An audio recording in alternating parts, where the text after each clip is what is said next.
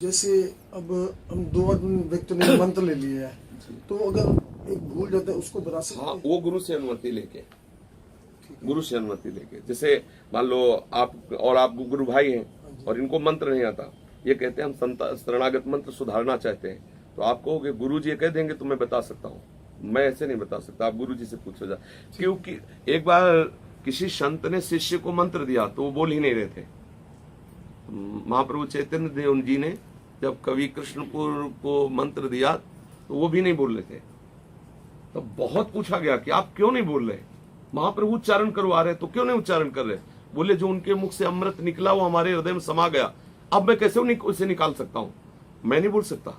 मतलब लौट कर गुरु जी को भी नहीं सुनाया, लौट करके जो गुरु जी ने दिया एकदम उसे गुप्त करके रख ले, लौट के गुरु जी को भी नहीं सुनाया। कितने वही महान कवि कर्णपुर जी हुए, कितना महत्व बुद्धि गुरु मंत्र पे है कि जो गुरु जी ने दिया अब लौट के वो वाणी से हमारे निकले ना, खाली हो जाएंगे हम। तो वहां ये थोड़ी को लिए हुए तो हम थोड़ी उसका निर्णय करेंगे। गुरु जी से पूछो जाके, हमारी धरोहर हमारा मंत्र है, हम कैसे उसे प्रकट कर दे। जितना मंत्र गुप्त रहेगा उतना ही प्रकाशित होगा। हम आदेश कर दें कि आप इनके मंत्र का सुधार करवाओ तो अब उसमें कोई अपराध नहीं है, वो भी गुप्त रीति से।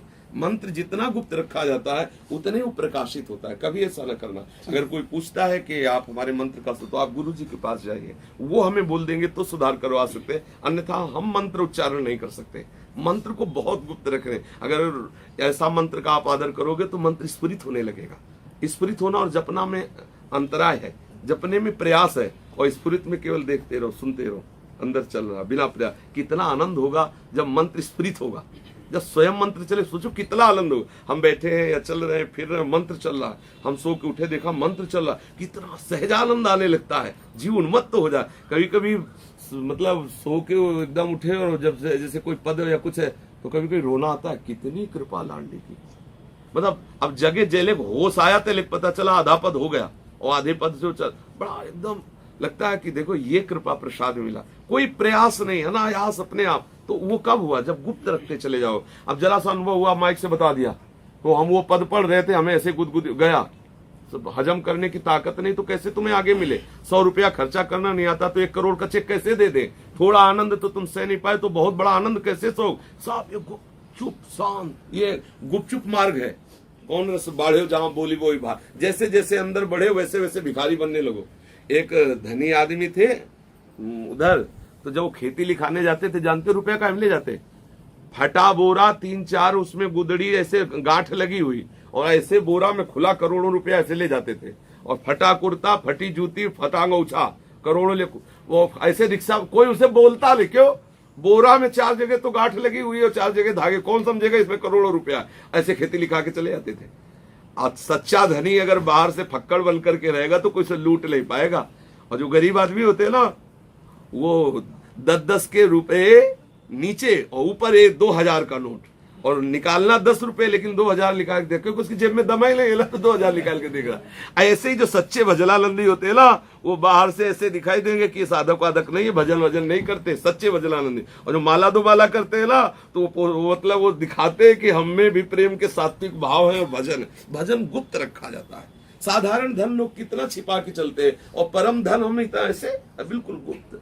कभी भी रोना आवे तो श्री जी के लिए रो, पर ऐसा रो कि कोई जान न पाए। अगर कोई जान रहा है तो उसमें अहंकार ना आने पावे कि मैं श्री जी के लिए रो रहा हूं, 4 लोग हमारा सम्मान करें, ऐसी कदापि भावना न हो। जैसे अपने को भी कभी ऐसा आता है, जब नहीं रहा जा रहा तब आंख मूंद ली, फिर श्री जी के सिवा कोई है नहीं। कोशिश करे कोई हमारे भावों को जान न पावे। संतों ने छुपाया है, कभी जैसे भाव आ गए और कभी किसी ने कहा कि तुम ठाकुर जी के लिए रो रहे हो क्या?